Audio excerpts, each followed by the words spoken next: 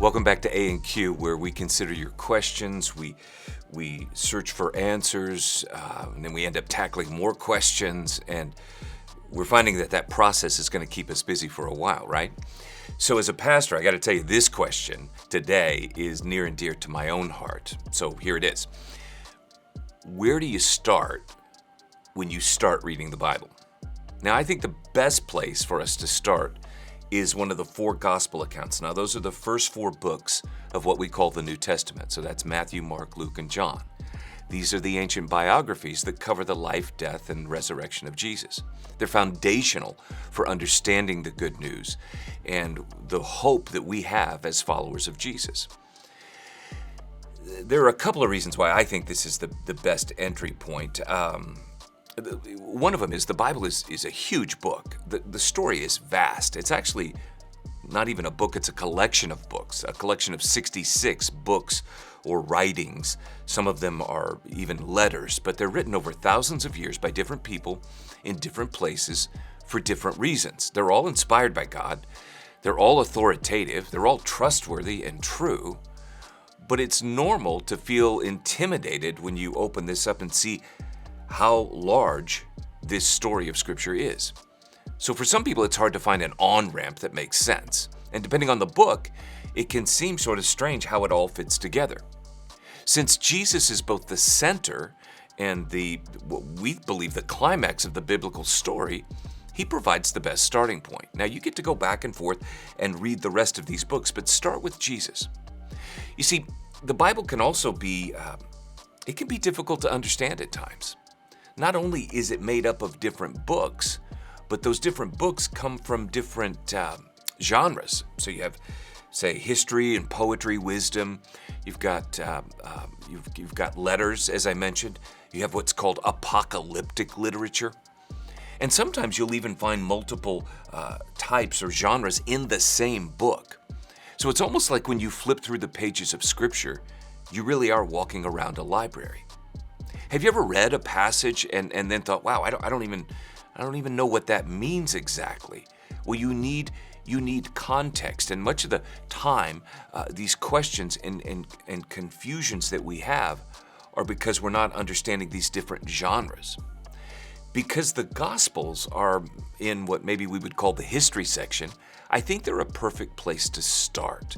It's a pretty straightforward read, and you will begin to understand who Jesus is. You'll begin, I hope, to recognize his voice. But still, you then are asking, well, okay, which gospel do I start with? So remember, I said there are four of them, and I think this is a great question, and you've got different options here, sort of depending on what you're looking for.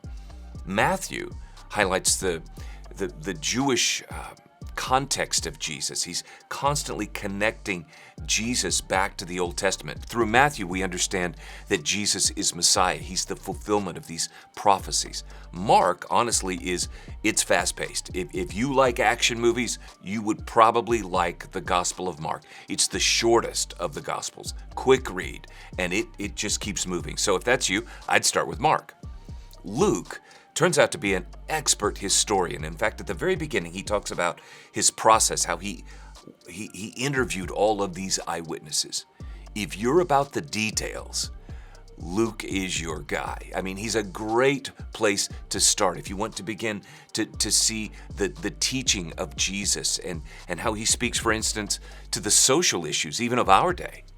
John is different from the other three. His book was written a little bit later than the other three. I've said before that John isn't so concerned with you understanding what Jesus did as much as he is you understanding who Jesus is. I think he's a perfect place to start, for instance, if you've never read any books of the Bible.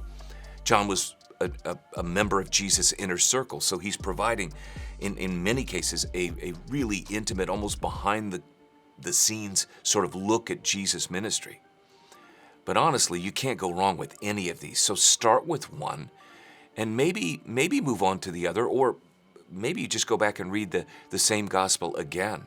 Maybe you read it a couple of 3 times and notice how Jesus meets you in the process.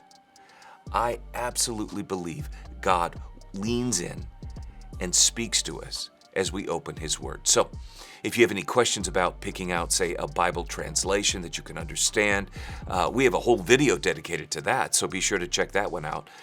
Maybe that's the next video that you look at. I hope this has been helpful. We really think this is a very, very important step for each of us to take on our spiritual journey. Now, feel free to share your favorite gospel in the comment section below, or if this is your first time reading the Bible, let us know that so we can keep cheering you on. As always, keep leaning in, keep asking questions, and we look forward to continuing this journey together. Subscribe to the channel if you haven't already, and we'll see you shortly.